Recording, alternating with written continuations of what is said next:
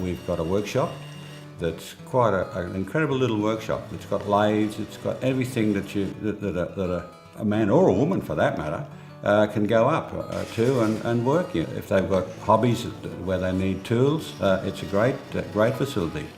Well, my role is, as chairman of the group, if you like. I suppose ultimately the responsibility of the function of the place.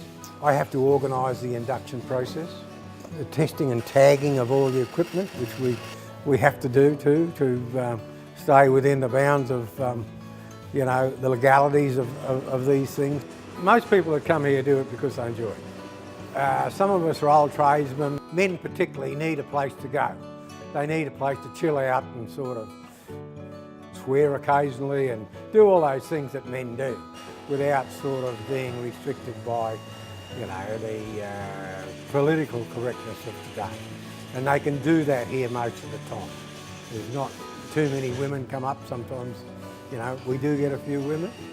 It is, I think, a bit special, and I think there are a lot of people here that would agree with me.